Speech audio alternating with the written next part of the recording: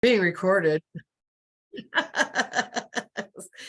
Sorry, how apropos was that? That was funny. So what we're going to talk about is the ATS systems. And this is not any endorsement for any particular system. We do have a special speaker with us today who's Jonah Ritter. I'll introduce him again. And he is with JazzHR, which happens to be the platform that we changed to about 6 months ago to help our members with job postings and such. But we had decided we wanted to do something on the ATS system. And then I had this wonderful idea, actually like several weeks right before this, like, we should have Jonah talk because he'll be able to show this better. So our point to this, again, is not to sell anything. It's just to talk about ATS systems. And believe it or not, if there are people who are on this call or that people, they don't necessarily know what an ATS system is. And so we want to talk about how we can enhance our recruiting and make it more efficient. And for those who don't know, which I'm pretty sure you all do, but ATS is an applicant tracking system. And there's lots of ways to do applicant tracking systems. You can create your own in an Excel spreadsheet. I still do that with some of my clients, just because of the way that things are set up with them and me. And then you can also purchase an applicant tracking system separate from everything else that you do, or it becomes part of your HRS system / your payroll HRS system. There's multiple ways to do that. Again, and when we talk about JazzHR later, this is just an outside, it's a candidate sourcing job posting system that actually has an ATS system built into it. So just to give you a couple glimpses of some things that we found, and a lot of the data that we get today still hasn't caught up to 22, but just showing the changing workforce that we have. If you go over the last, again, going back to 21 of the 10 years, you can see that there is a huge gap in there as far as the quits. There's more people quitting than people who were being laid off or discharged. And then there's other separations, and those others, like, they tend to be like retirements or change of job. So they're quitting, but not change of job, change of location. So they move for a purpose. It could be a spouse or military, what have you. And then Carla, I'm just going to ask if you make sure you're watching the chats, because I see one, but I'm not watching that. Not that we want to talk about the C word, but that has impacted us over the last few years, obviously.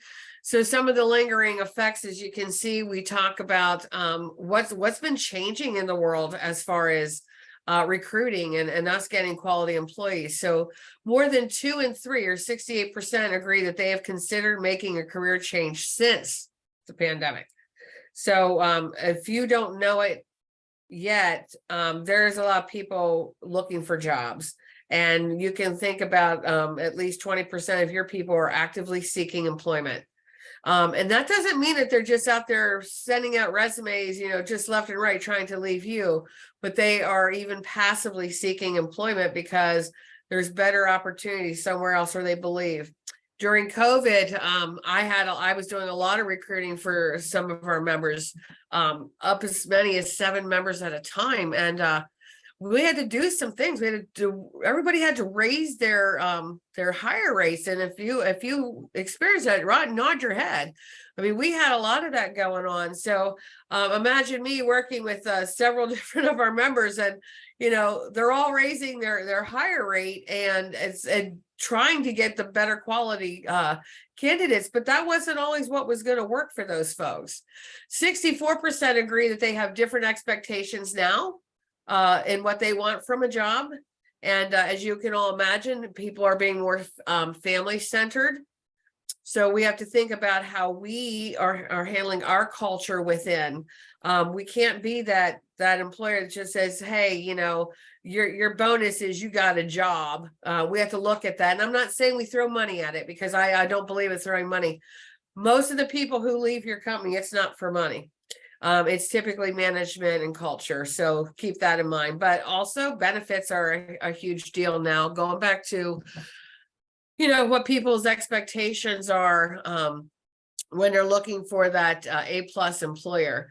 What the same time you're looking for an A+ employee, they're looking for an A+ employer.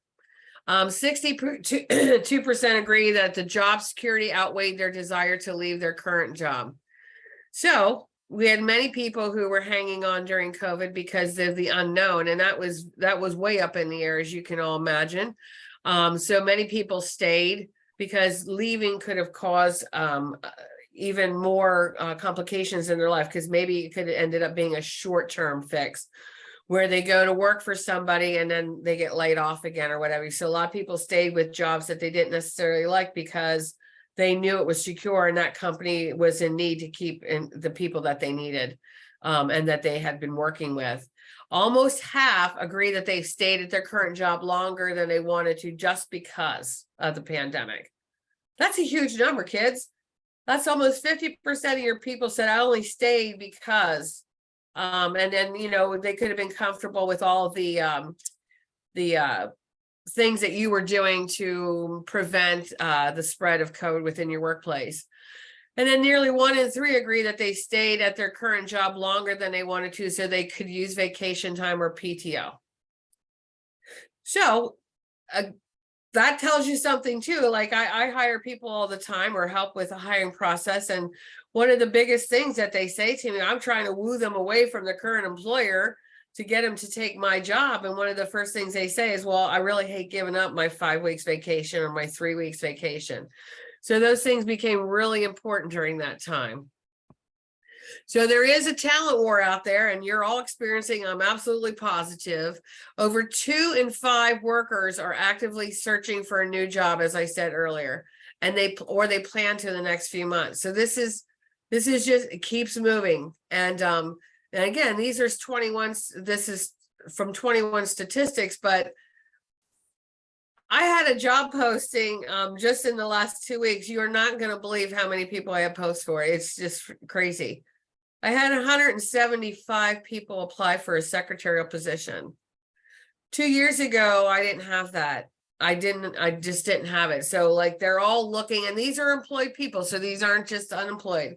Almost half, this goes back to the executives within your organizations. Half indicate that in the past 6 months, their organization has seen higher or much higher turnover than usual. Again, 21 statistics, but I can guarantee you that that's still high. I sit on a couple like HR committees or work with other companies, and not just in the manufacturing arena, but they are still struggling for employees. They are still struggling for quality employees, and they are still seeing a lot of turnover. One of the companies I'm working with now, like I've only been working with them since May, and I have 3 resignations just this week, and they only have 100 people. And I don't think it's the culture. I think it's, you know, we got these millennials and such, and I'm not just targeting them, but even when I was training different things before, those folks don't have long-term resumes. The sad part is they have lots of pages in their resume. And I thought back in the day, you know, I've been working for 30 years or whatever it is. And I'm like, oh my God, I have 6 employers over the last 20 years. And like, oh, that ain't nothing, girl, because these people are leaving every 2 to 3 years. And I think that, you know, we as recruiters, whatever you want to title yourself, we have to come to the realization that there are no more baby boomers working for us. You may have a few out there, but your new generations, and it's not to fault them. Our society has created these monsters, but people aren't keeping jobs anymore. They don't care. It's not that they don't care about you or your organization. They are looking for the next best thing. And so having a job for 1, 2, 3 years, that is normal. It's going to be hard to find somebody who's really going to be committed to you for 10 years plus. So again, we know that the turnover is going to continue. That's not going to go away, whether it's a machine operator or even if it's in your accounting department. Over 2 in 5 of us HR professionals said that we are seeing the same thing. Obviously, we're the ones who are touching it. And, you know, sometimes some of us who are just like, let's say an HR manager who recruiting is part of it. Recruiting has overtaken our job. where we're not able to get to all the other stuff as quickly as we used to because we're spending more time contacting people to get interviews scheduled. Why are they leaving? I think this is important. So here's what executives believe. They believe that they leave for better career advancement, which is true. If you look over there, that's 28%. And if you look on the right side, the employees say, yeah, better compensation's the reason that 53% of them are leaving. If you look for the better career advancement opportunities, 33% of the employees say, that's why I'm leaving. So theirs is still at 33%. So on the scale, it's pretty comparable to what the executives see. For better benefits, if you can see, employers think it's 28%. Employees say, yep, it's 36, a little bit more than that. To relocate, that happens. That's not a big one that happens, but executives felt that was 26%. And if you can see, it didn't make the top as far as the employees in their searches. Better compensation, again, so 53% of employees said that was the reason. Execs thought, yeah, it was only 26. And it being uncomfortable in the workplace was 26%. So some of that go back to why that comment was even there was probably because of COVID. Because, people were, I'm sure some of you experienced that people were not coming in, no way, no how. They'll just sit it out because they might have been in a high risk category or just the unknown. And then going back over to the right side with the reasons that the workers felt, 42% was better work-life balance. And that goes back to like the culture, the atmosphere. How are we treating our employees? Are we killing them? As far as the hours that we're expecting from them. COVID did a lot of that too. We didn't have enough people to do the job. So people were making a killing. Honestly, if the workers were willing to do it, they were making a killing on the overtime. But then the work-life balance became a little bit skewed. And then some of them are career change. That's something that I noticed too and that's still happening today. People are, I'm kind of tired, not that I'm tired of that job, I'm tired of the job the way it is today. So some of them are just completely going out there and changing careers. Something will come up. I know a person who was in HR for quite a few years, didn't want to be in the HR anymore. They're looking for like a production manager position. Okay, came from production, knows that stuff, but said, I've had enough of this HR stuff. And a few years back, I worked with a gentleman out of Hanover, which y'all can relate to. He was in HR, oh my gosh, 30 years plus, right? And he decided to hang up his hat and he went back to nursing school and became an RN. Like that's the whole, like, I'm never going to become a nurse, just so you know, you don't have to worry about me being there at WellSpan with you. But yeah, so like people just come out of the blue and they change minds or change their minds as far as the direction they want to go. So that's still happening because people they just don't want to get caught in that pandemic mode again in the workplace.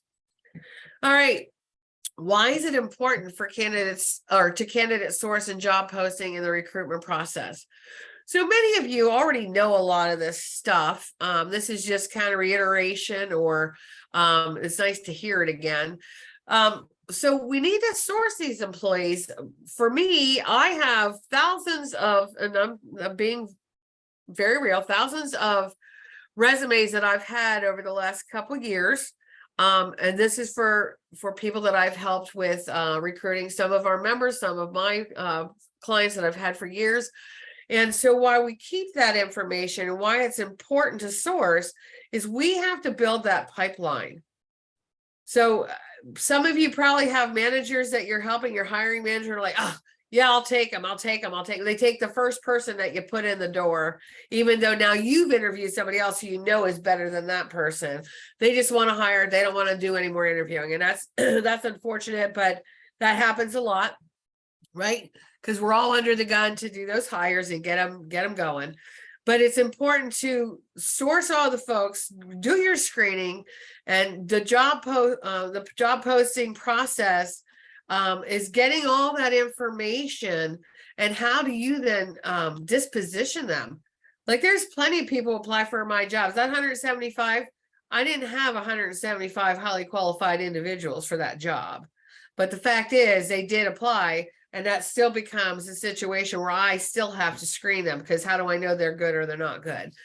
But it's nice to keep that pipeline, because going back to what I said earlier, we have people who don't stay on board a long time, and some of them don't even stay for 3 months.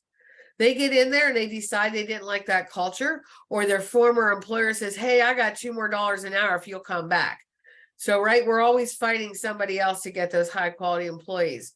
So we need to keep that pipeline flowing so that we can always go back and we make those dispositions, excuse me, so that we know who was the best of the best. And when I say disposition, for those folks who don't understand that, so in an ATS system, there are situations where you get to post the job, and then you can actually set the job or set the screening process up. So when you go through each person, you can disposition them to, okay, I reviewed them, I'm gonna look later, like you didn't totally discount them. Or you can say, yep, not qualified, got to move them over here. Or it depends on how you have it set up. You can say too far. Like, they're 2 hours away, and that's the reason that you disposition, hey, they might be good for the job, but I don't want to hire somebody who's 2 hours away, because that's a short-term hire for me. There's all different categories you can disposition them. And then you go through that whole process where you can say, oh, that person's hired, or now you hired your person, so you're gonna disposition that person as hired. But everybody else that you interviewed, you're going to have to disposition not hired. For what reason? And obviously, if they were a great candidate, you don't want to just say not hired. So you want to make some kind of note on them, so that I have a really, really good memory. But I might not remember 7 months from now that John Sisto was an outstanding candidate unless I put something in there. And so we want to have that pipeline ready at our disposal. 2 months from now, a year from now. I do recontact candidates a year from the time I last talked to them. And I have gotten hires, because sometimes, like, they're looking for that job a year ago, and they were, as a passive look, they were looking and they really liked your organization, but they didn't find anything else that they like. So they're still with their employer, but they still are looking for a job. So again, what is an ATS system? We don't have to say it again, but the purpose of it, excuse me, is to streamline the recruitment process, to make it easier for whoever's doing the recruiting, so that we can put the posting out, bring them in, review them, disposition them, so that we know at what status they are. And then we can make our final interviews, and then our recruitment and our hire. As I was talking about earlier, the features of an effective ATS system is one that kind of walks you through every step of the way. And again, it doesn't matter what your system is, if you can, an effective ATS system. So Excel systems work. They absolutely do. You just have to know how to set them up. And there is actually in Excel, I believe there's still a preset ATS, if you will. So there's some form of tracking mechanism. So you can do it that way. But a good effective ATS system is one that starts you from ground zero and gets you the whole way through the hiring process and gets them onboarded. And so they can be, like I said, they could be a separate ATS system that integrates with your HRS, or it could be your HRS system that's not connected to a payroll system. So your HRS does that.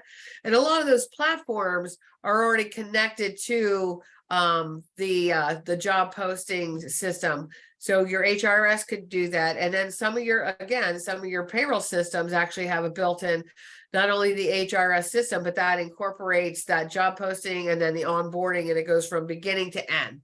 So you hire the person, and then it creates a letter, sends it out and says, hey, you're hired. You want to sign this letter? We'll get you onboarded. Then it'll start your whole onboarding process. But an effective one is the one that you can look at any day, and you can tell where everyone that you are recruiting with is in the right spot, and that you can continually do that.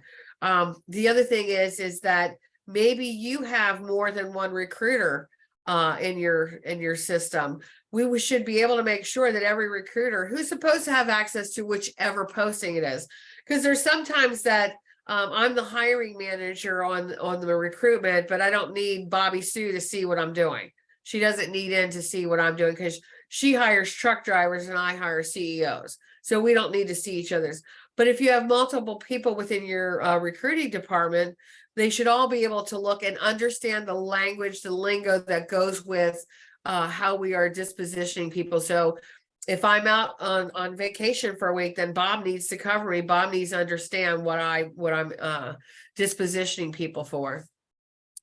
Benefits of using the ATS system. So the advantages are basically what I just talked about. So one is to just keep that flow of the recruitment process.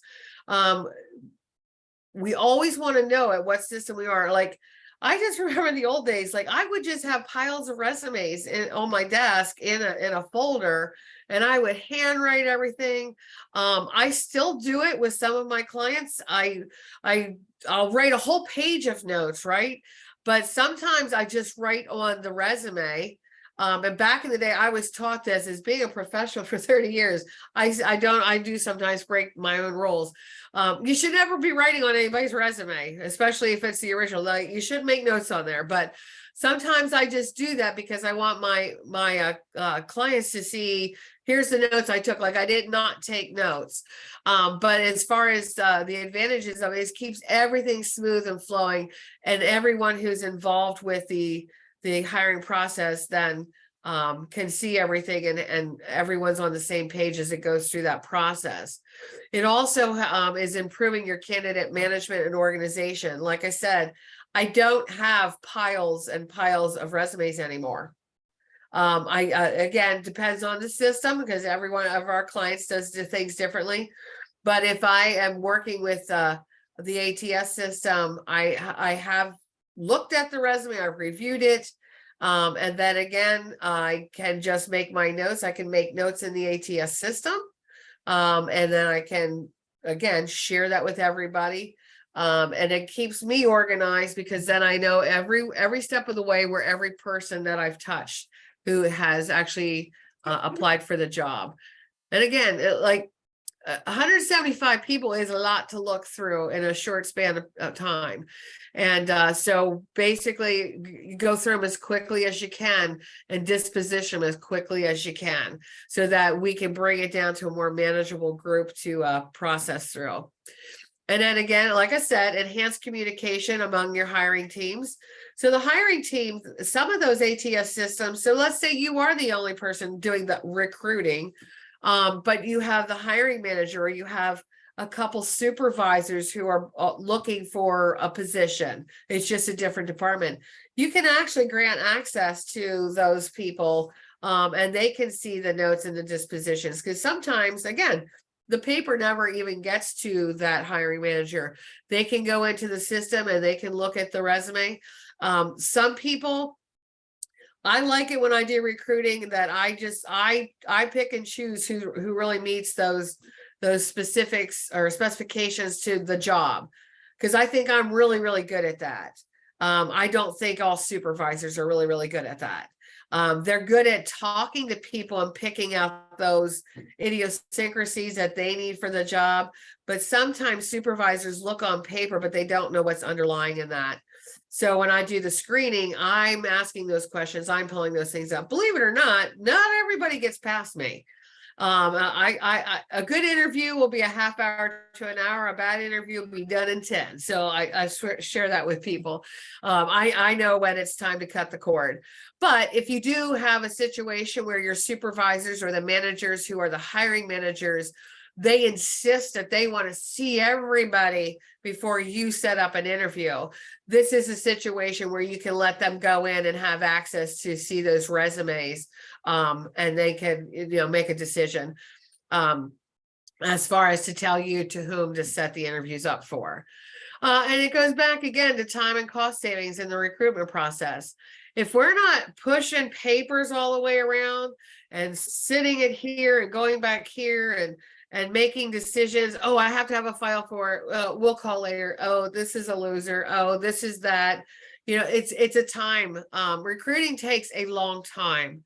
If you're going to do a good recruitment, and again, we all have all these other HR functions.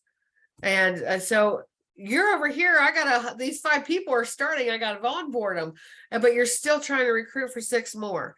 So the easier we can make that recruiting process and make it less time consuming, the better. Strategies. So some practical tips for successful candidate sourcing using an ATS system. I think that I've touched basically on all of them. We want to make sure if you're looking for an ATS system, or if you already have an ATS system and you don't know it, or you have access to it and you didn't buy the module, if you will, that might be a payroll system. Look at those things and find out, does it get me from point A to point Z? Make sure that you're getting all the information that you need. And I'm not here to tell you to buy any ATS system. Again, you can do it through Excel. And I'm not pushing Excel either, but there are certainly ways to do that. But as far as making the candidate sourcing, where does your ATS pull from? Do you have the ATS system that does the candidate sourcing for you? Does it have a platform that allows you to post your jobs? How many jobs does it let you post? How many times, or hiring manager, I'm sorry, can you have in the actual setup? So those are some of the things that you want to look for to make it work for you. Utilizing advanced search and filtering options.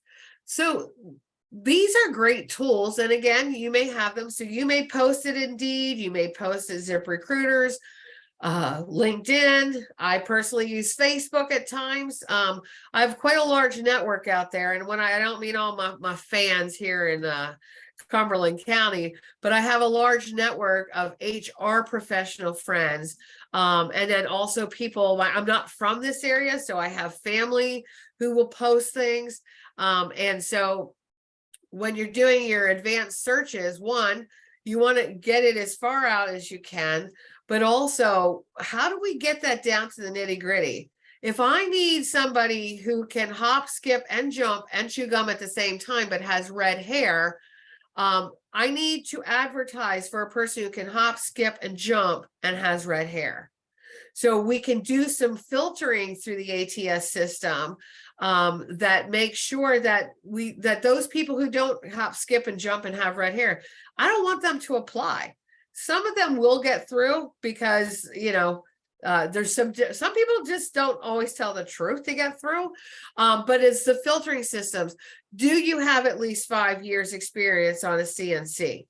Do you have a preference for second shift? Because how many times do you post, I only need second and third shift, and then these people get through and say, well, yeah, I can only work first. So that was a big waste of your time, even if it was just on a phone scan or screening, because calling somebody takes time, right? And then you are their captive audience when you get that phone call and you think things are hunky-dory and you just spent 1/2 hour wasting on somebody who doesn't meet your needs or criterion. So using your filtering options is a huge deal when you have specifics that you really want to bring it down to. The other thing about an ATS system, if again, not through the Excel, but if you're using it through another platform, you have the ability to ask EEOC questions. And I don't know who all's on the call who has 100 or more employees, but you and I know we have to report an EEO1. And so that this helps us with that process too, because it it asks those questions right up front. So you already have it in your ATS system. It's not something that you go in and see, and that has nothing to do with anything that the hiring manager sees, but it does get that information right up the get-go so that you have it and you can get that information to follow through with your through your HRS system. Creating targeted job advertisements. So I had one client, this goes back a few years ago, and he was awesome. He had an IT company and some really creative stuff he did, but he constantly wanted me to help him post for Rockstar. Rock star, you know what? You don't get the rock stars because only the rock stars apply. So Eddie Van Halen would come forward and Nirvana would come forward, and that's those people. Rock stars isn't a title. And so you can have some flashy words, but make sure that the title is exactly what the job is.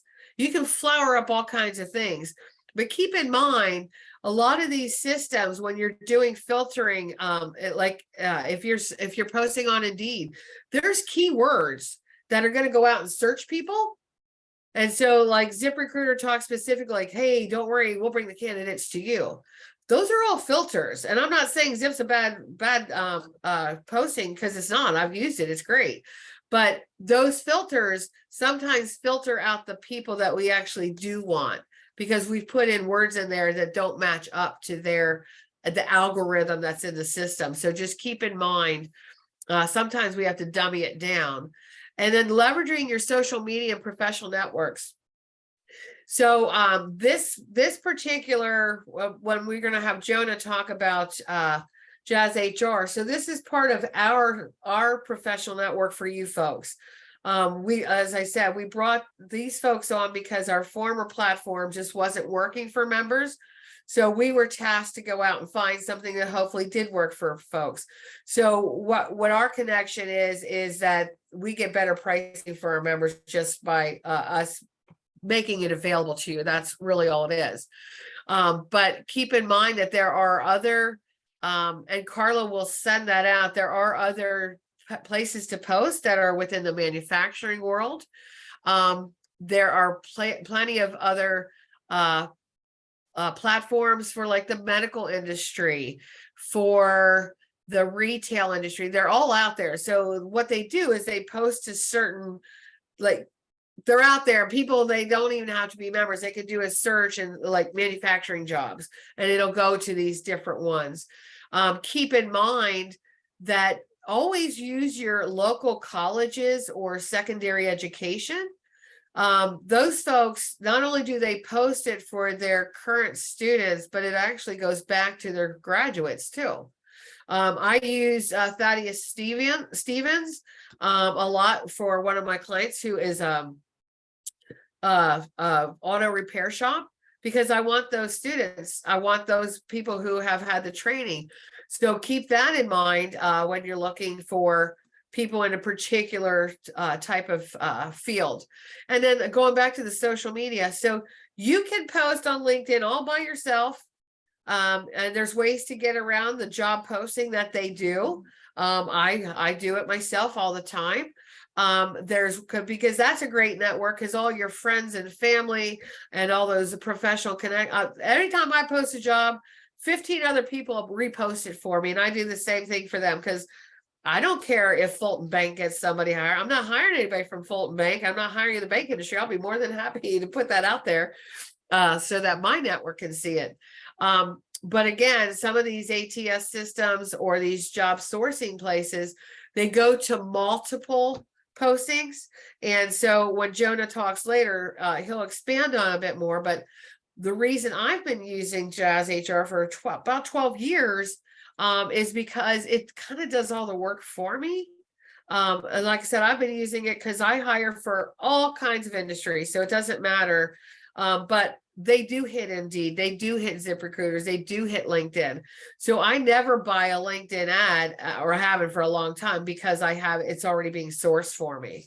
So the other thing about leveraging your social media, I don't know about you, but I belong to a lot of different groups. Okay. And I didn't belong to the group because I want to belong to the group. Don't tell anybody. I belong to the group because I was using it for a job sourcing platform. So I belong to like the Southern York County, blah, blah, blah, the Mount Rose. Like one of my friends literally lives off Mount Rose, and she is the one who said, oh, here you should do this. Like, I don't care what people off Mount Rose do. But I do, because those people who live off Mount Rose, they're looking for jobs. So you can go through your Facebook and see if there's any groups that like I said, I have Southern York County, and it's funny because I started posting there a couple years ago, And one of my friends who happens to be an owner of an employment agency in York County started posting on my platform. I'm like, hey, get out of here, Brian. This is my territory. But it's okay because my job postings were paying higher than what he was posting. So I'm like, okay, you can stay. And I did actually have multiple hires from my Facebook postings. And they didn't come from the person who was looking for a job. It came from the family member who put their name in my posting. So they would, in my posting, somebody put in, hey, Tyler Moyer. And then Tyler would IM me. And so I always tell them to IM me because, I just don't want to put all that out there, because if they're really serious, then they'll have that confidential conversation. But I have gotten a lot that way. And I've gotten some from LinkedIn, even on my own postings. And that comes from that share that everybody does. So how do you optimize the job posting and attract the right candidates? I alluded to this earlier. You can put some really cool stuff out there and say, "Ooh, we're looking for rock stars," and that's fine. But make sure that you are absolutely posting what you are looking for. And you can, one of the things to attract the right candidate, people are truly looking for culture. And it's hard to express that in writing, but there are, I don't know if anybody's going ChatGPT, but like I haven't used it for this purpose, but it kind of rocks your world a little bit. I've used it for some other things. I'm like, holy cow, this is wonderful.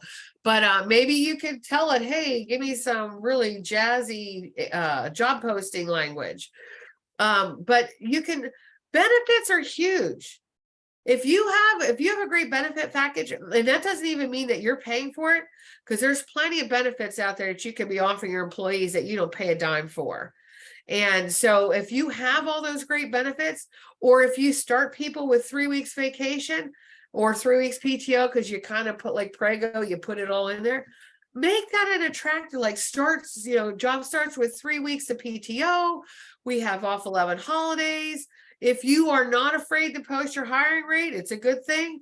Put out here, job starts at, because that's what's going to attract everybody. Now, the fallback is that's what attracts everybody, right? Oh, thank God, I'm going to make $5 more than I was, and I got these great benefits, but I'm not really willing to work that hard. So you have to, you have to take the good with the bad, but that's where it comes through. How do you weed those people out in the pre-recruiting process? By putting some filters in. So if you really need somebody who's got 3 to 5 years of CNC, ask that question, because the guy who thinks it's a great company to come work for, he's going to get dismissed because he doesn't meet that threshold of 3 to 5 years of CNC. Again, using keywords that are relevant and relevant phrases. And I love this guy. I like he was so excited. But that rock star, when he was telling me, I'm like, really? Because I don't know that that's going to attract people. But he was trying to come down to that generation's language. Well, right now, how many of you would kill for a 45-year-old? I'm just saying. So our younger generation, they have a different thought process, and I'm not all of them. I'm not trying to put anybody in a basket, but I always joke around, like some people like, yeah, I'm getting too old, I'm going to retire in 10 years. I'm like, yeah, you're my perfect candidate, because I can't get the youngins to stay for 2 to 3 years. So structuring your job descriptions for clarity and readability. So when you're doing your job descriptions, they should not be paragraphs upon paragraphs. They should really be list of items that these are the duties, these are the requirements, and keep them short and simple. If you're doing one for an engineer and you can only use like engineer language, well, that's going to be readable for the engineers.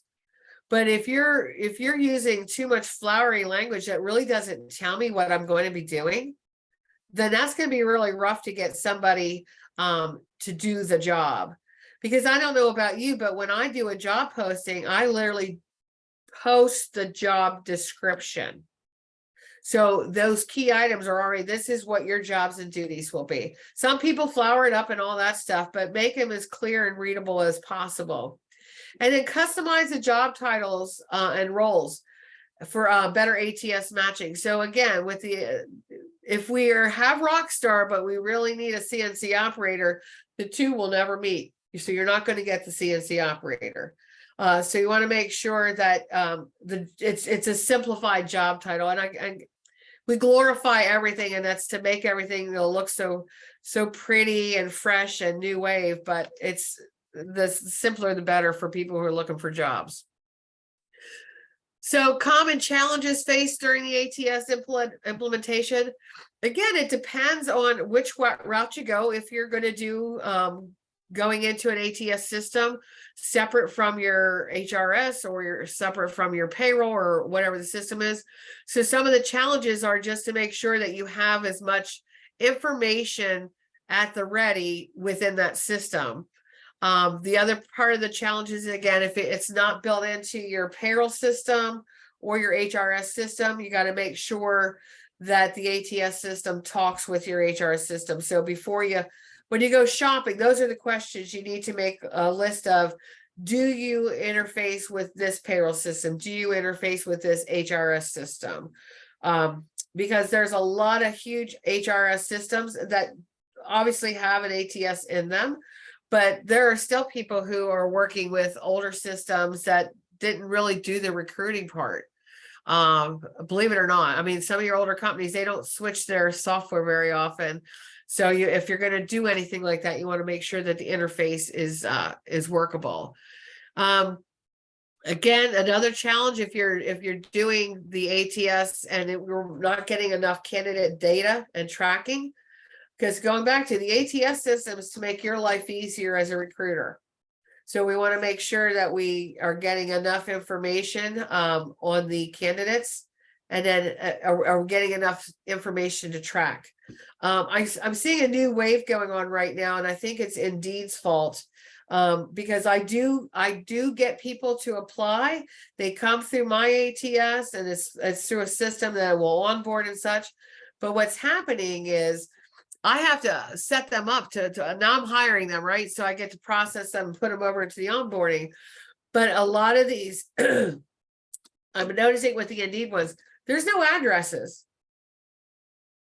So it's Bob Smith in Houston, Texas. Woohoo, Bob Smith. So I have to go through, and now I have to recontact this person. Hey, I need your address because I'm trying to set you up in the system. So I think it's just the way that Indeed is now having people upload their resumes. And I've thought about this. I think it's so like, well, maybe they just don't want everybody, not the person, but Indeed thought it was a good idea not to give pinpoints of where a person is located. But I'm not sure why that is a benefit. I just don't know why they're doing that. But that's important information to have. Like, I need to know. The reason I say that is I work with a company in Mississippi, and it's in this town. It's called Brandon. Not that that means anything to you, but I'm thinking, oh, it's Brandon, right? It's just a little town. Well, apparently Brandon's pretty huge. So when I'm looking at people, if they're at this end of Jackson or at this end of Pearl, they may be almost an hour away, but they're right outside the Brandon city limits. So like I said, some of that stuff you want to make sure, even in my Excel. And again, I keep this because I can at any time pull up the spreadsheet on any member that I'm working with, and I give them the whole tracking. So they can see for me, here's the person, here's what they applied for, here's the first date of contact, here's my first interview, I scheduled the second interview with you, here are my notes. You know, there's all kinds of things that can be on there.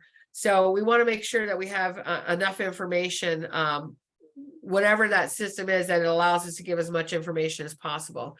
Ensuring the data privacy and compliance. Now, that's an easy one. Everybody knows that there's certain things that we don't want to get out. I don't track social security numbers. I don't track date of birth. So your ATS system shouldn't either. That comes later if it is incorporated into your HRS system for onboarding. Overcoming resistance to change. Well, there's a big one. So a lot of companies, we've always done this. It works really well. We don't have a problem.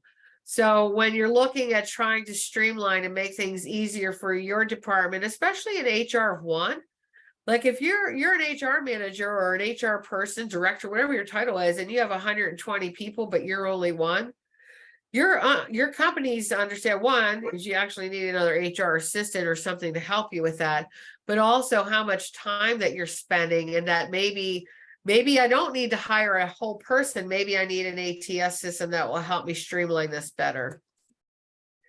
So any questions on any of that right now? All right, without further ado, I'm going to introduce Jonah Ritter. And Jonah, I spelled your name right. I fixed that last week. Basically what Jonah's doing, he's not here to sell you on anything, but he is going to show you the JazzHR platform. Again, the association, we use it with our recruiting for our members, and we have some other members on it. But just to show you what it is, how the ATS system works with in conjunction with the posting. So thank you, Jonah. You can take over now. Perfect. Thanks, Vicky, for the introduction. Hello, everyone. Good morning. Happy August. I'm going to go ahead and share my screen. Vicky, do you want to stop sharing real quick?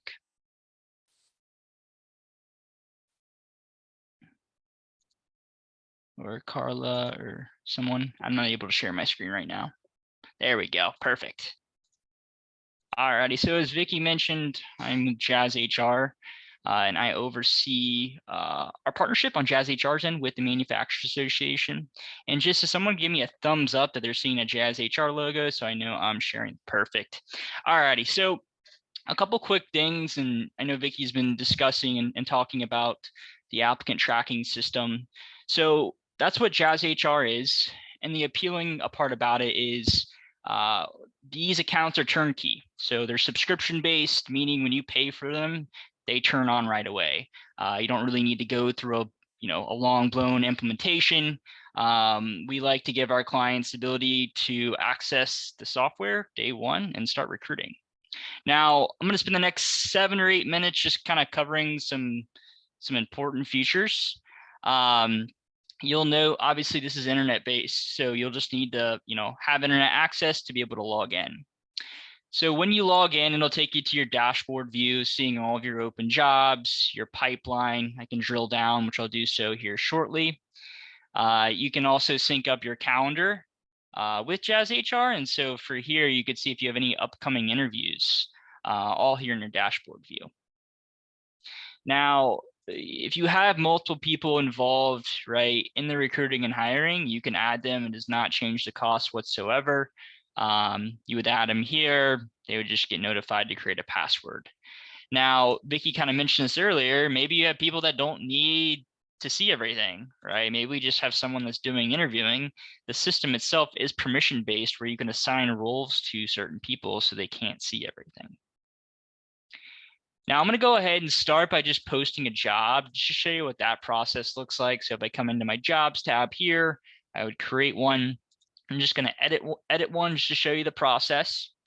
But essentially, this is where you're going to build your job. So if you're posting jobs today, maybe on Indeed or ZipRecruiter or LinkedIn, you're going to go through a similar process. And so you'll throw in the job title, the type of employment, maybe a type of experience we're looking for the specific role. And then you'll go ahead and select your workflow. And your workflow is going to be your hiring process. And you could have a different hiring process for your roles, or maybe you have the same hiring process, which is fine. The nice thing about JazzHR is you can have as many hiring processes you'd like, and you can label them. And it's very common to label them by roles.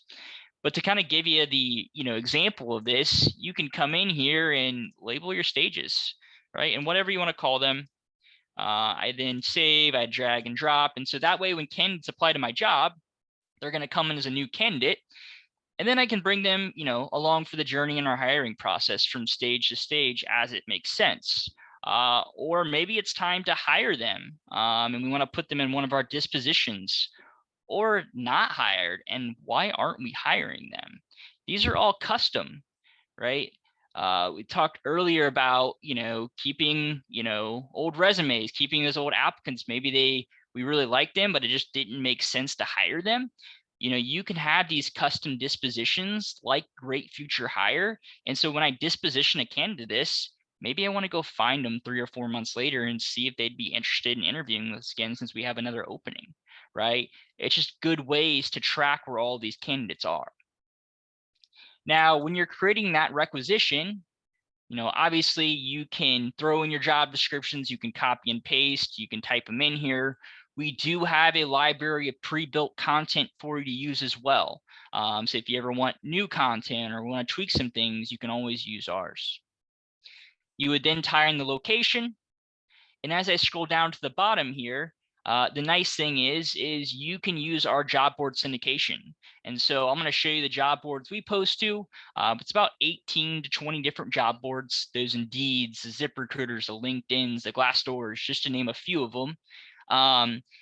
You can also do a career website, and you can create that in JazzHR. So if you want to on your website to have a place dedicated for your job, so when candidates maybe see your job in Indeed and they're like, hey, I want to go look at this company and do some more research on them, we want to give those candidates a place to apply on your website as well. Now, once we've done this, you can then customize your application, right? You would come in here, whatever you want to collect on the application. We only require a name, phone number, and email address. Anything else that you want to do is optional and up to you.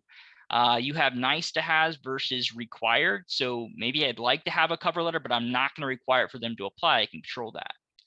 Or maybe I'm looking for someone to work weekends, and this is really important, and this could be a potential deal breaker. So I want to collect this up front. And then the questionnaires. So these could be those deal breaker questions or that criteria, right? And you can see here, you can build all these out one time and save them in the templates. And so when I'm creating a role, I could just choose the template. And so, for an example of this, maybe how many years of sales experience do you have? That's really important. I don't want to hire anyone that doesn't have sales experience. I'm looking for someone more experienced. And so you'll see here, I have the question. I can choose whether I want to require for them to answer or not, and then what type of response I want to receive. Anytime you're doing drop down or giving options to these candidates, let's say, for example, I have a candidate, they choose 0 to 2 years. For me, that's, I want somebody more than 2 years. That's going to go ahead and knock them out. So these are called knockout questions, and I can put these flags on here. And so basically what happens is they apply to your job. They still come into JazzHR, but they come in as a disqualified candidate, not in your pipeline, not wasting your time. Obviously, you can set up that automated email to go out to them, thanking them for application, but unfortunately, they're not a good fit, right? So you can choose to do that. Now you can preview the job posting. Obviously, we're going to have the company's branding, their logo up here, the company's colors, right? But the application is very straightforward, right? Whether they're on a cell phone or a laptop, they can come in here and fill out what you're requesting and go ahead and submit it. That's then what's funneled into JazzHR. And so whether your application's on Indeed or ZipRecruiter, it's going to look just like the application I just showed you, right? And so these are the job boards that we will automatically post your job to. You don't need to have individual accounts. The subscription cost includes all of these boards. Technically speaking, the only one you need to have is a LinkedIn company page in order to be on LinkedIn. You have the social media sharing. You can post to other job boards. So maybe there's a local college. This is called a custom link, where essentially I can just label it, grab the link here, place it on that board. Any candidate coming through that link, I'm going to be able to track it back to whatever I labeled this. Now we also have, right, that career website I showed you. This is one of our clients, for example, right? A candidate could go do some further research. They could see they have a careers website. They could apply from their website. They could easily toggle back to that company's website for more information. Right? We also have tools such as QR codes or text to apply. So if anyone's ever been through like a Wendy's or McDonald's and they're advertising their jobs, right? We have those tools available to you as well. Now I know we have about 1 more minute here, so I'm going to jump into a candidate profile just to show you what that looks like. But you'll see here from a day-to-day standpoint, I can jump into jobs. JazzHR is going to organize all of my candidates for me, making it very easy to view candidates and to screen them and to move them along into a hiring process. You can see here, this is what a candidate profile looks like, right? Their contact information, their source, where they came from, resumes front and center, and all of those answers to the application I created are all here. And so now anyone doing that, initial interview could move them forward into a hiring process, or vice versa. you can reject them accordingly by one of my not hired dispositions. Okay. I know we're just out of time, so I'm going to wrap up. These were some Johnny, few. you can run a little over. We didn't start till almost 10 after. Okay, I want them to see what you got. perfect. So we'll couple a quick few more things, and then I'll kind of get into throwing it back over to Vicky and Carla. But this is the candidate profile, and you're going to find a lot of the tools that we have in JazzHR are going to exist in the candidate profile. We have tools such as interview scheduling, where you could pull up your colleague's availability by clicking this button here to go ahead and schedule that interview with the candidate. You'll see here when I click this button, it's going to go ahead and pull up calendars. And so, for example, maybe I'm looking to schedule an interview for Shay. Rather than me going back into like my Outlook or Google Calendar, I can just look at it all in JazzHR. And so now I'm seeing my availability, I'm seeing Shay's availability, and I can start building out the invites in JazzHR to send to the candidate. We also have areas, such as the discussion tab, where you can leave notes, you can comment to people, chatter at people, kind of like Facebook. All of it will exist here. If you ever want to do scoring of candidates, those are all custom, right? So maybe we want our interviews to have a scorecard, so we can then kind of compare, with our other interviews to see which are the best candidates that we've interviewed so far. You can easily push out email communication. You can have templates for that. That way you don't have to recreate the wheel every time. All of that email communication would exist under the emails tab. So that way, if someone was coming in here and wanted to know exactly what was the last communication, they could easily see it here.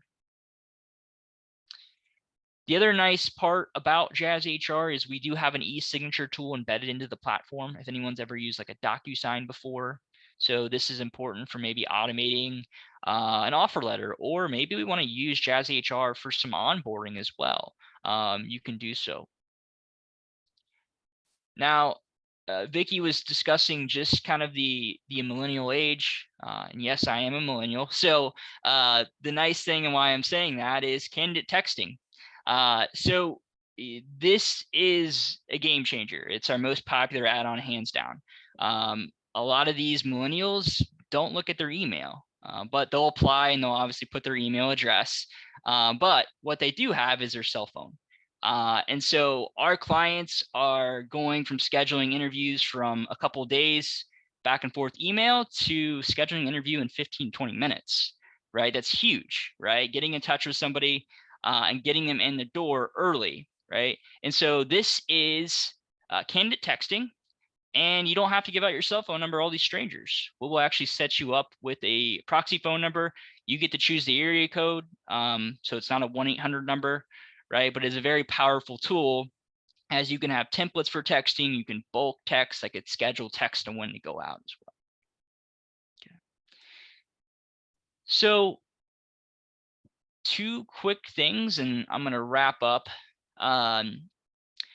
Each time you post a job, right, the market's very tough, and we want to find good candidates.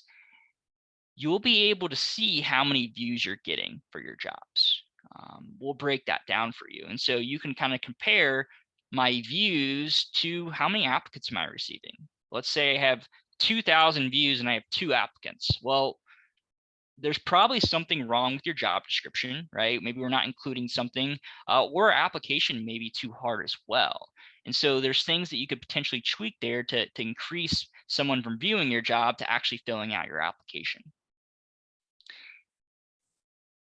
With having an applicant tracking system, the beautiful thing is we're going to have all your candidates in here. So whether they've applied or sourced, all of them are going to remain in JazzHR. And you can run filtered searches, as Vicky was mentioning earlier. Maybe I wanted to run a search because I'm hiring for a business development role, right? And I want to go back to anyone that I've labeled, let's say a great future hire, right? I'll go ahead and choose that disposition, and I'm going to apply those filters. And now it's just bringing me that filtered list by those candidates that meet that criteria. I could go ahead and reach out to them in bulk. I could let them know that, hey, we have a new job opening. would you be interested in interviewing with us again? You can easily do so here. So I'm going to wrap up there. I covered, I think, most of the important features. If you do go to the Manufacturers Association website and under Member Services, HR and Talent Management Services, you can find more information on JazzHR and our partnership. There is preferential pricing for members of the Manufacturers Association. You can get some information as far as where we post to. If you want to talk with me, you can just hit this blue button here. Everything will be routed to myself. Be happy to help in any way I can. Thank you all so much. Vicky, I will go ahead, or Carla, I will throw it back to you all. Thank you, Travis. Anyone have any questions you want to throw at Jonah or myself? Hopefully this was informational for you. Again, anybody who's been doing recruitment, they might know ATS, but I didn't know what an ATS was for a lot. Like, it just wasn't regular lingo for my world, because I did operate quite a few times as the only HR person with a company of 1,000. Like, that just is crazy, right? But it did happen, and it was only like 10 years ago or so. So anything that you need, of course, the association, we do have resources that we can actually help you with your recruiting. We do use JazzHR. So, I mean, we do have members who say, Vicky, I cannot do it. Can you do all of our screening for us and setup? So we do that. But we actually use JazzHR because it's a great resource for us. And the pricing was really good compared to what, we were having to use through Indeed. And the only thing that this doesn't do, like if you are still on Indeed, is we can't search resumes through JazzHR. But there's ways to do that through Indeed or something else that you pay a lot less for it, that you can search 100. So, I mean, there's just ways to do that. But we do use this platform. We are more than happy to help you with your needs. All you need to do, you can reach out to Brian or send something to the hr@masco.org, and we'll be more than happy to help you. And thank you for joining us today. And if you know anybody who you think might want to see this just to get some information, you can direct them to Carla. She's going to have this recorded available for anybody. So thank you again, and everyone have a great rest of your week. Thank you. Great content. Thanks, Vicky. Thank you, John. Bye-bye. Thank you so much. Bye. Take care.